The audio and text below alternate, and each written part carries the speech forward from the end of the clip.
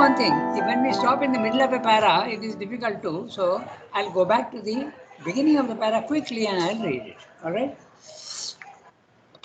By knowing the eternal unity of these three powers of the eternal manifestation, God, nature, individuals. So God, same though is using another word, but transcendent, okay, then nature and the individual self, the three levels. The highest level is the transcendent. It is only God without any possibility of the universe, nor the individual. Only He exists. That's it, transcendent. Then He creates the universe, and you can see the divine in the universe also. And finally, the universe also creates the individual. So now He is saying, by knowing the eternal unity of these three powers of the eternal manifestation, God, nature, and individual self, and their intimate necessity to each other, we come to understand existence itself, and all that in the appearances of the world now puzzles our ignorance. All the problems that we have in the physical world get solved. The problems in the physical world, what are they? We don't understand from where I have come. Okay, I start with the individual. Who am I? What is my real nature? From where have I come? And why have I come into the universe? Okay, and from where have I come and where am I going? What is the purpose of my life? There is the problem of the individual. If he is a thinking type, he doesn't understand what is the reality of his own and what is the purpose of life. Then in the cosmos, also there is a problem. Who is creating this cosmos? Who has created? From where has it come? That's the other one. And then the final question is there a God at all? So some people come to the conclusion that there is no God at all. And some people say there must be a God, but I don't know who is and where is. I don't even know whether it is possible to get him. So all these are the problems which are there. We come to understand the existence and all the appearances of the world which now puzzles our ignorance. So these are the puzzles. The individual doesn't know at all anything about himself or from where he has come or what is the purpose of life.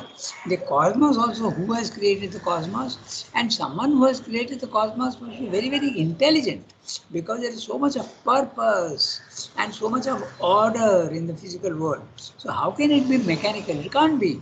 There is someone who with an intelligence and a consciousness which has created. But who is his consciousness? I don't know. So these are the problems that bother you. So Srinath is saying, when you come to know at the supramental level all the three together, okay, then you understand everything. Everything becomes clear. Fortunately, he is there to tell us. So at least mentally, we have no problem. We understand the purpose of life and from where we have come, we know. Okay? But knowing mentally is not enough. That's the whole problem. So, we go to the next sentence. Our self-knowledge abolishes none of these things. Our self-knowledge, knowing myself, it excludes knowing the universe and also knowing the supreme.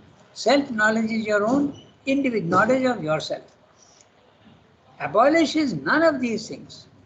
It abolishes only our ignorance and those circumstances proper to the ignorance which made us bound and subject to the egoistic determination of our nature.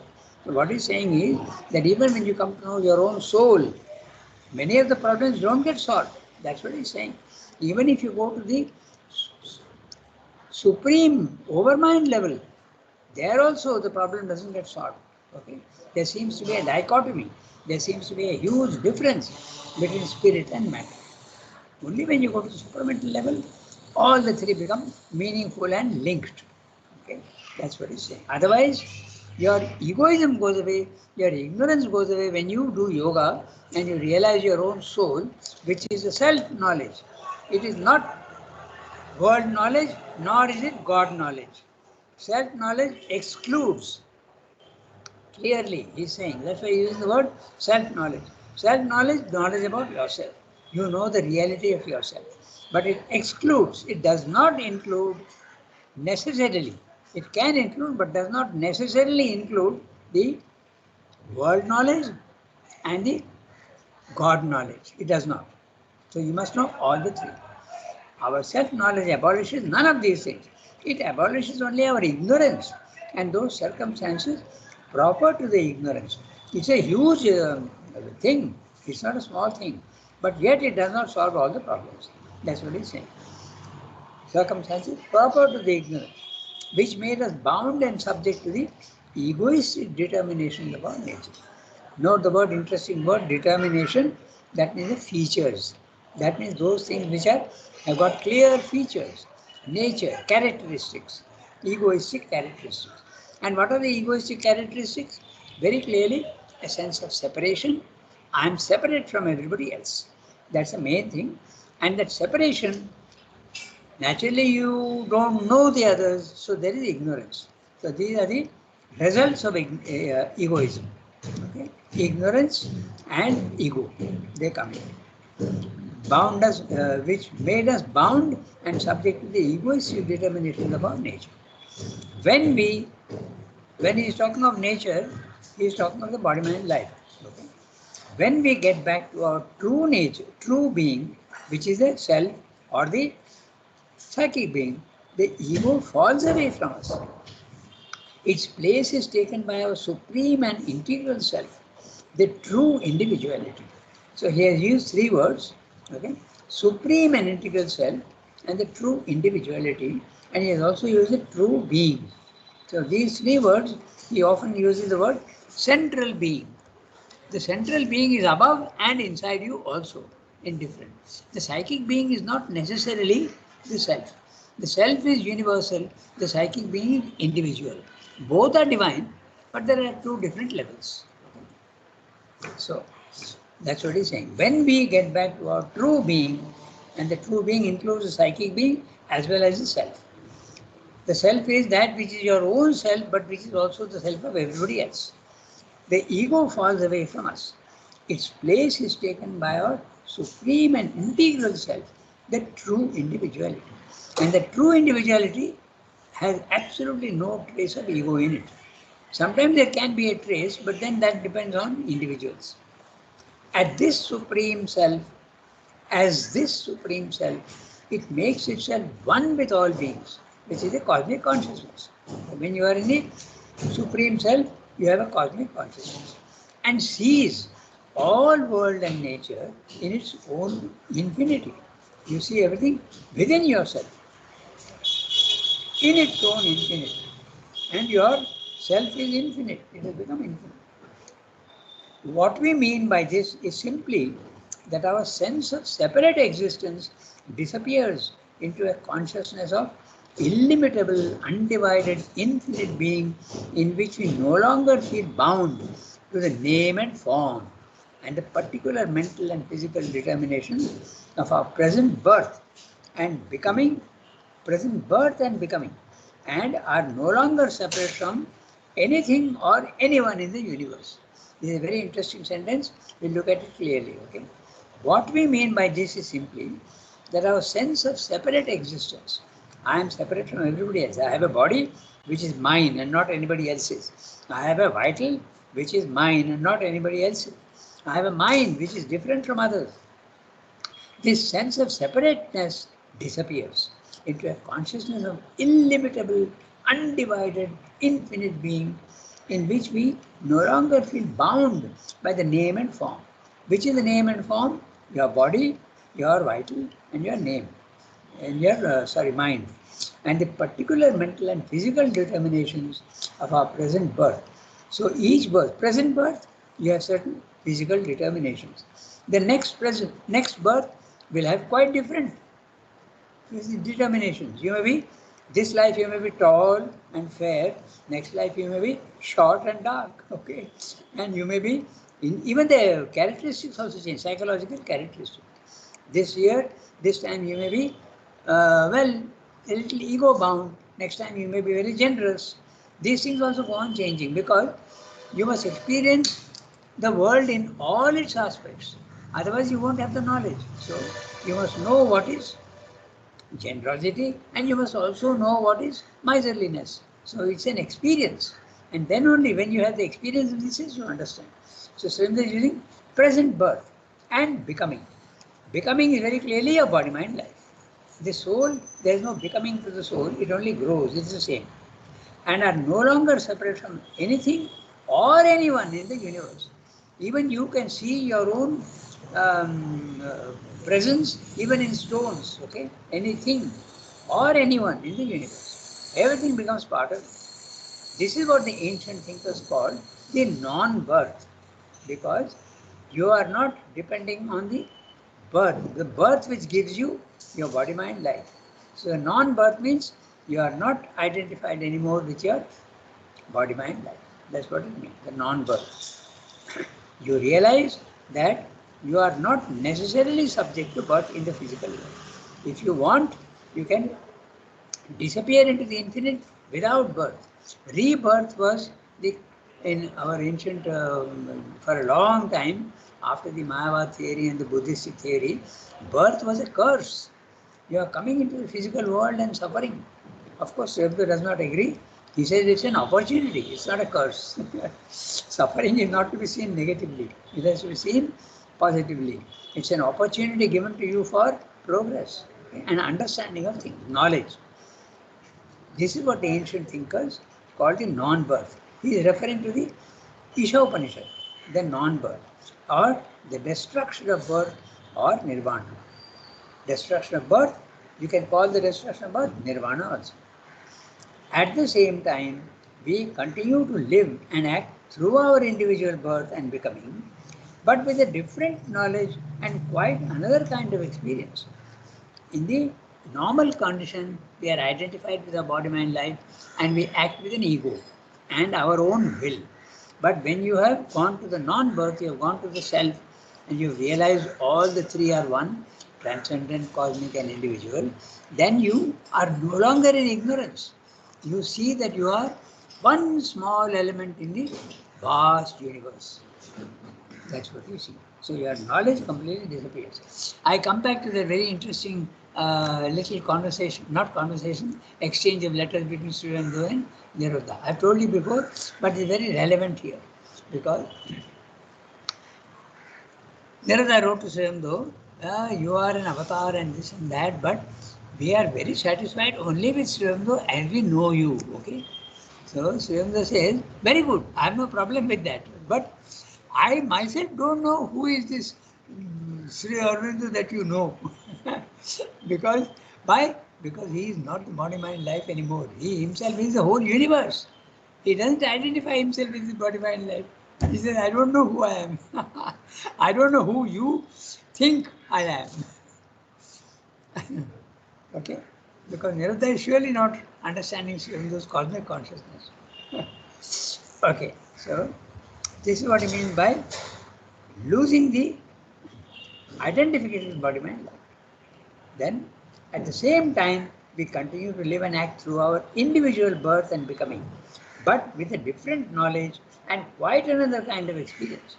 The another kind of experience is this: when you are in ignorance, you are outward oriented. The physical world is real, and you are using your senses. When you have realized your psychic being or yourself, you are inward oriented, and the physical world becomes unreal. What the senses were telling you about the universe, you find it to be unreal. And the inner is the reality. Okay? So totally different. Mother calls it renversement de conscience. That means a total reversal of consciousness. That which is going outwards starts going inwards. That which was real turns out to be unreal. That which was unreal to you, that which seemed to be your psychological emotions and all that seem to be abstract, they become concrete. That's what is meant by another. He is not using the word reversal, but Mother says that, and he himself also says that elsewhere.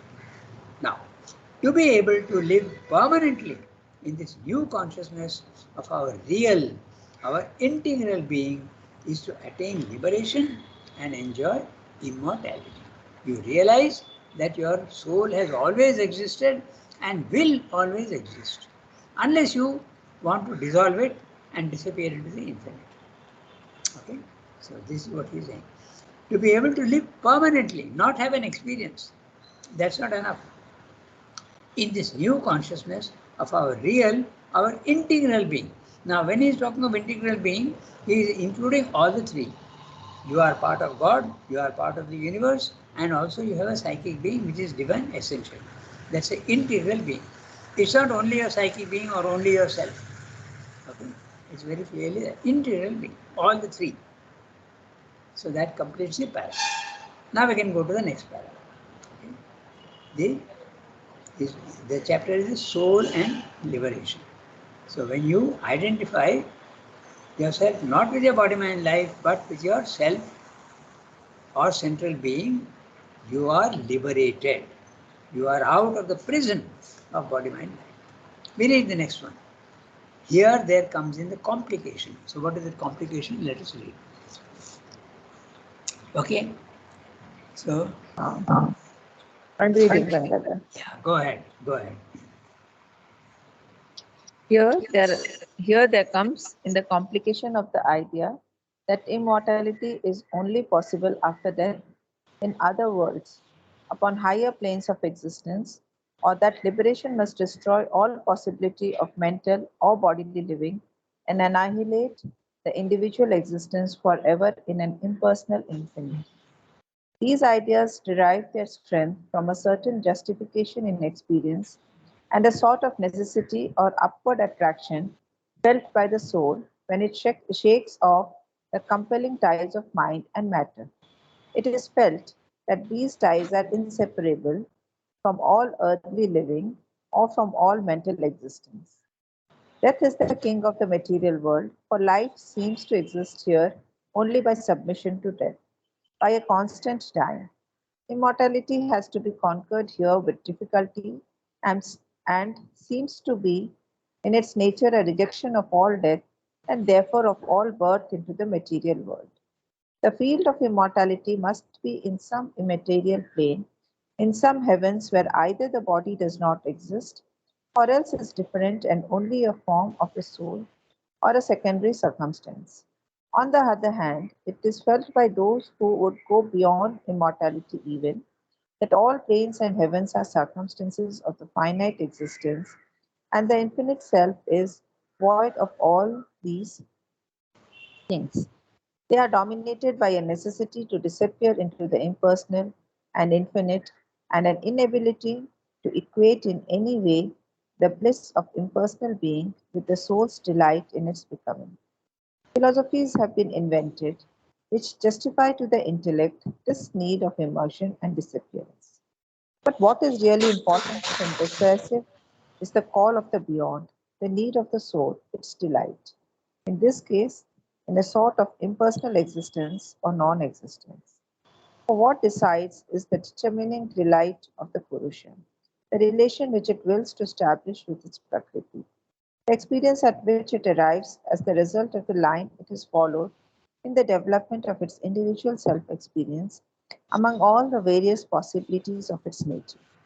Our intellectual justifications are only the account of that experience which we give to the reason and the devices by which we help the mind to assent to the direction in which the soul is moving. So this whole para is sort of saying that it is very understandable why the ascetic is rejecting the physical world, because it is based in experience. When you go to the self, okay, above the mind, the difference is so fantastic that you find that, oh my God, the consciousness I am in is the real thing. So the other is all not worth at all. That's what he's saying. That it is very understandable why the ascetic rejects the physical world after. And he's saying that there are many philosophies have been invented which justify to the intellect this need of immersion and disappearance. We don't want to have anything to do with the grossness and the perversity and the ignorance and the darkness of the physical world. Why the hell should we do that when I have got the opposite of that? So that's what Swami is explaining here. Okay? And I can mention one thing. Even mother, she had a very interesting experience when Sri Aurobindo passed away on the 5th of December 1950. She says that it seemed, because, she was doing all the work in the ashram. And Srindu was supporting her from behind. But she became conscious of the support when he was no longer there physically. Of course, he was there, and every day she used to have a talk with him in the subtle words. She is constantly in touch with him. And yet she says that when he went away, it was as though the whole universe had pulled down the base on which she was standing. She felt that. Okay. Now imagine mother who is divine and is here is feeling like that. That the support has gone away altogether. So you do feel, okay, that the physical world really is not worth it. So that's what Swami is explaining here. Of course, he does not agree. He says that no, you have to be here, but that's basically what he's saying. So we can do one thing. Okay, I'll read the summary of the para. Okay, then if necessary, we can go into the details of each sentence. Okay, so now what he's saying. Now the question of immortality. That was a question that has come up. Can one realize the immortality of the soul only after physical death? That's what he's starting the paragraph with this question. Can one realize the immortality of the soul only after physical death? Or is it possible to, after you've experienced yourself, you realize that you are immortal? Is it possible when you are connected with the body mind? Physical immortality is not possible under the present world conditions.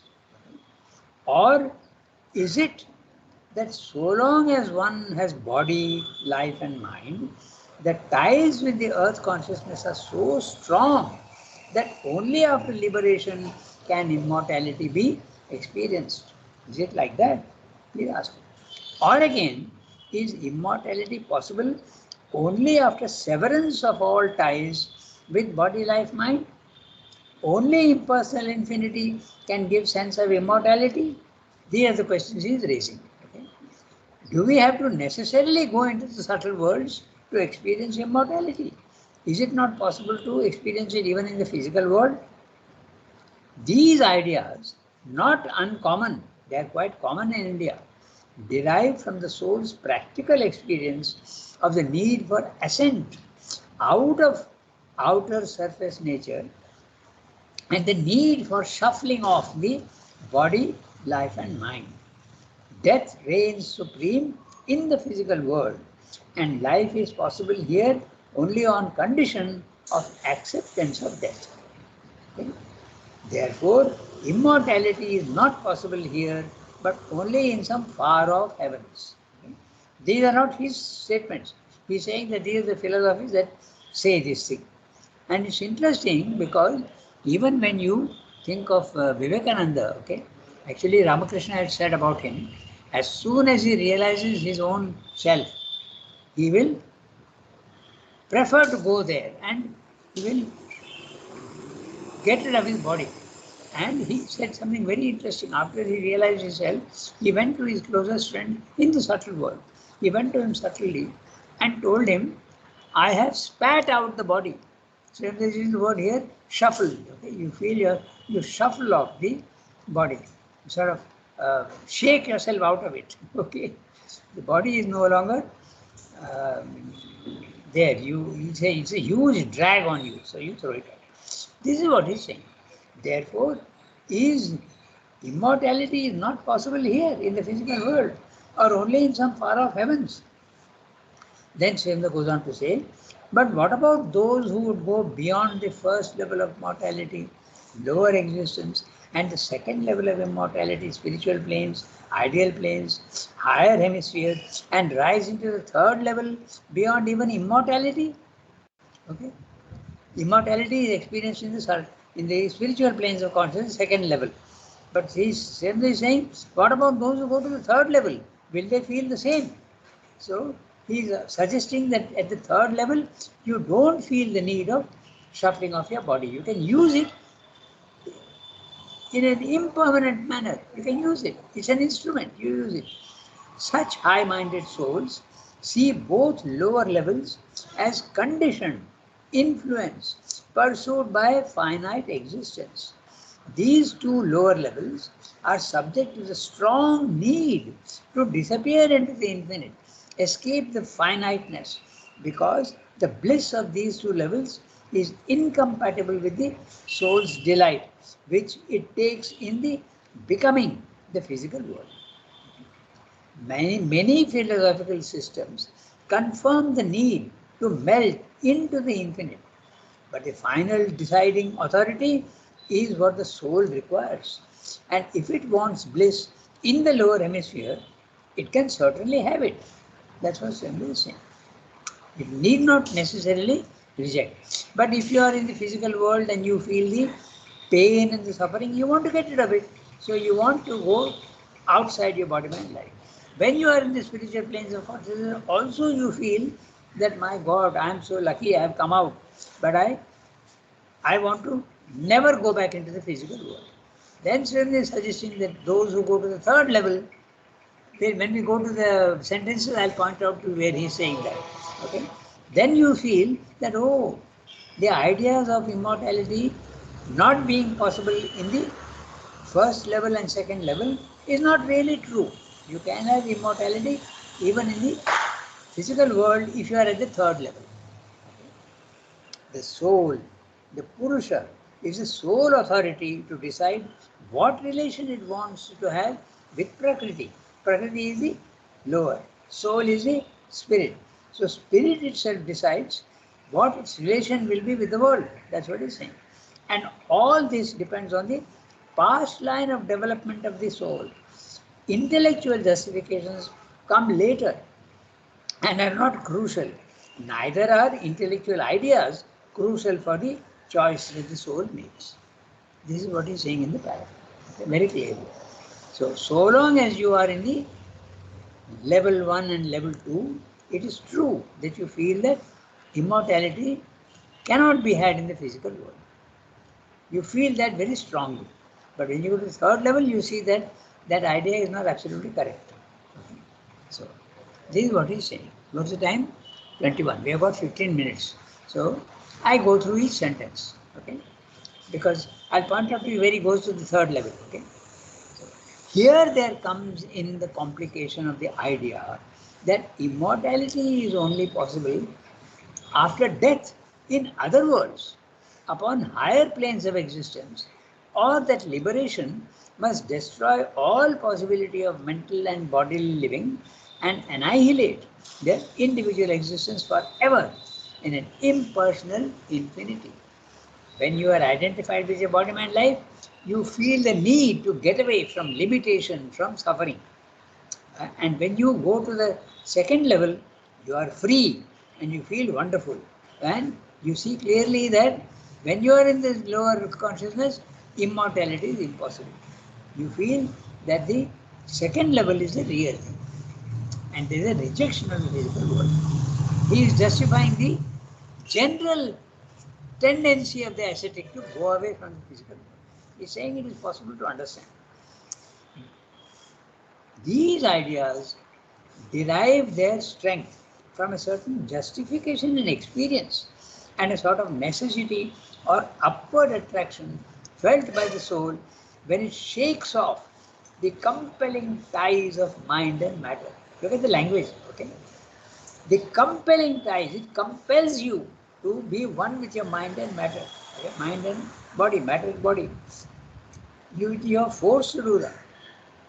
And when you are free, you feel that, oh my God, what a force it was which tied me down in the prison. Okay? So you are very, very free. And that's the experience he's talking about. Okay? These ideas derive their strength from a certain justification in experience. Okay?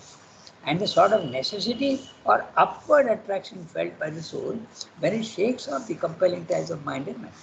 It is felt that these ties are inseparable from all earthly living or from all mental experience.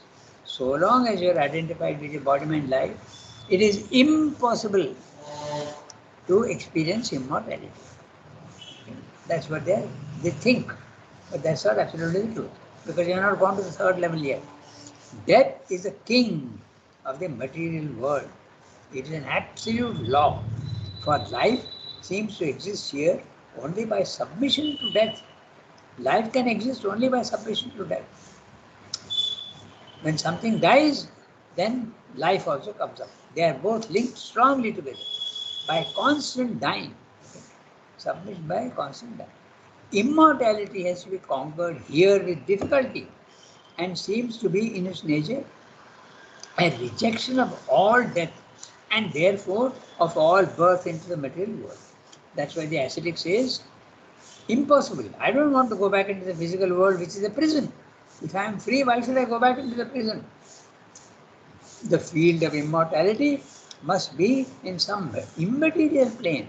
It's possible only at the second level of the spiritual planes. In some heavens, where either the body does not exist, you have a subtle body, but you don't have a physical body. Or else is different and only a form of the soul or a secondary circumstance. On the other hand, it is felt by those who would go beyond immortality even. That's what is meaning by going to the third level. Immortality is at the second level. When you go to the spiritual planes of consciousness, you experience immortality and you reject the physical world. Okay? But what happens if you go to the third? You want to go beyond the immortality, means you want to go to the third level. You don't want to get stuck in the second level. On the other hand, it is felt by those who would go beyond the, he is using different words, but you have to understand exactly what he is saying. Who would go beyond immortality is going beyond the spiritual planes and going to the third plane. Okay? Even that all planes and heavens are circumstances of the finite existence and the infinite self is void of all these things. They are dominated by a necessity to disappear into the impersonal and infinite and an inability to equate in any way the bliss of impersonal being with the soul's delight in the becoming. It is impossible, that's their idea. They are dominated by the necessity to disappear into the impersonal and infinite. So long as you are in your finite body, finite vital and finite mind, it is impossible to experience the delight of existence. Okay? Impossible. Philosophies have been invented. Srimba is not saying this. He is talking about the other ideas. Philosophies have been invented which justify to the intellect this need of immersion and disappearance. Okay?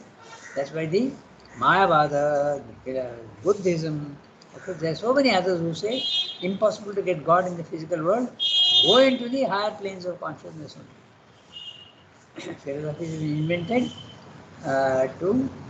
which justified to the intellect, not to the soul, to the intellect, this need of immersion and disappearance.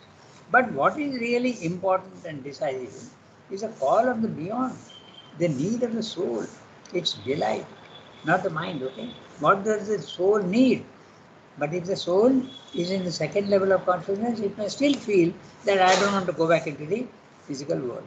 So the end of rebirth, mukti, moksha, in a sort of impersonal existence or non-existence. So again he is using or. So you have to understand the impersonal existence or non-existence. So what's the difference between the two? Impersonal existence, you exist in the subtle worlds, you are existing impersonal, but without a body. You have a subtle body, but you have no physical body. Or non-existence, even the subtle body disappears. You go into the infinite and disappear. Like the wave becomes one with the sea. The wave doesn't even exist now anymore. That's what it is. For what decides is the determining delight of the Purusha, the relation which it wills to establish with its Prakriti, the experience at which it arrives as the result of the line it has followed in the development of its individual self-experience among all the various possibilities of our nature. That's why I keep telling you that everybody need not follow Sri Aurobindo yoga. Only those who feel that it is possible to experience God in the physical world, for them is the integral yoga, but not for everybody else. Even for the greatest of souls. I think I told you once, and I repeat because it is relevant here, that even when Raman Maharshi was asked, okay, that Sri Aurobindo is saying that we need not reject the physical world. Okay. So Ramana Maharshi said, I don't see any necessity in me. I don't see any sankalpa to do that. My purpose in life, again we come back to the idea of Swadharma and Swabhava. My purpose in life was to get liberation, and that's what I've done. There is no urge in me for anything else. So every soul, however great you are, is a destiny. Some souls will disappear and remain permanently, disappear from the physical world and remain permanently in the subtle planes of consciousness, helping everybody else. Like for instance, Sri Aurobindo is still and Mother also are there in the subtle planes, and you can contact them actually there. Okay. And even Vivekananda, if you remember, came in a subtle body and told Sri Aurobindo so many things. Okay. Even Sri Krishna exists in the subtle worlds, and he was guiding Sri Aurobindo all the time. Finally, in 1926, he even descended into his body. So they can exist. That's an impersonal existence. And non-existence, you disappear entirely. No more even individuality. That's why he's using the word. So, see, if you have to understand the words exactly what it means. Impersonal existence and non-existence. Okay? I think it's clear now, no? So he discusses the possibility of the liberated soul. Many possibilities are there. One possibility, never take birth again. Another possibility, I want to remain in the subtle planes of consciousness, but I want my individuality, which is infinite. The third level, I can even want to go back into the physical world with a divine consciousness. All these possibilities are there for the human soul, and the soul has to decide what it wants, okay? Not the mind. That's what it is. For what decides is the dominant delight of the Purusha, the relation which it wills to establish with its Prakriti, the experience at which it arrives as a result of the lines it has followed in the development of its individual self-experience. So what is the soul? What is its Swadharma and Swabhava? What is it? What has it been assigned to? Okay, it's a very interesting thing because there is a shade of this also in Savitri, if you remember. When Satyavan dies, Savitri also wants to go and disappear from the physical world. Okay, but then 3 times the voice warns her. Okay, actually the voice is telling, come into the infinite, but Savitri says no. Then when she wants to go there, there is a voice that tells her, when you go and face your maker, I'm using different words. What will you tell the divine? That you came back without your work being accomplished in the physical world, that you left your work undone? Will you say that? There is more to be done. Why do you want to go into the higher planes of consciousness? Finish what you have to do in the physical world. Will you be, you will have to answer to the Lord that a work was given to you and you have not finished it. Okay. So that's there in Savitri. So that's linked with this idea. So our intellectual justifications are only the account of that experience which we give to the reason and the devices by which we help the mind to ascend to the direction in which the soul is moving. Note the word ascent. There are 2 words which are pronounced in the same way, but A-S-S-E-N-T, to agree to, and A-S-C-E-N-T pronounced in the same way, they are rising to the next level of consciousness. Okay, so this is what we have done 2 paras today, and this is what you say. So, the soul and the liberation. After liberation also, there are many possibilities for the soul. There is not only one. There is not only one determined path for every soul. Each soul has got a different choice. Okay, we stop here today. 8:33. We have got only 2 minutes left. So next time we'll go to the cause of our world existence. Can I ask a question? Go ahead. How does one go into the subtle plane? Oh, but that's not so difficult. You are doing that every night, but you are not conscious of it. Okay? You do go out of your body in the subtle worlds. When you are dreaming, the consciousness leaves the body, but you have to do it consciously. No, but you said Mother and Sri Aurobindo live in the subtle world. Now, So if yes, you go consciously to the subtle world, you can yes, meet them. of So course, how do I consciously go to the subtle world to by see the sadhana. Divine Mother? Yeah, by sadhana. You are, yeah, you are imprisoned in the body mind life. Get rid of your imprisonment. Come out of the prison. You will be in the subtle world. But how? By There sadhana, has to be a blueprint. eh? There has to be a blueprint, no, which you can follow. Yeah, the blueprint is a sadhana. And sadhana is not only one, there are so many. It depends on what your soul wants. So it depends, you have to discover what your soul wants. And we don't know it because we are in ignorance. We are in the darkness of our body mind life. That's why. But an intense desire to see the mother or Sri Aurobindo will definitely lead you to it. But the desire has to be intense and continuous. Simply, it would be nice if I can see mother, that sort of thing won't do. It has to be the whole purpose of your life. But even that takes time, not easy. So your question is a very interesting one, Yasmin. By sadhana and development, and that comes slowly, not immediately. Okay? Merci beaucoup. Au revoir, everybody.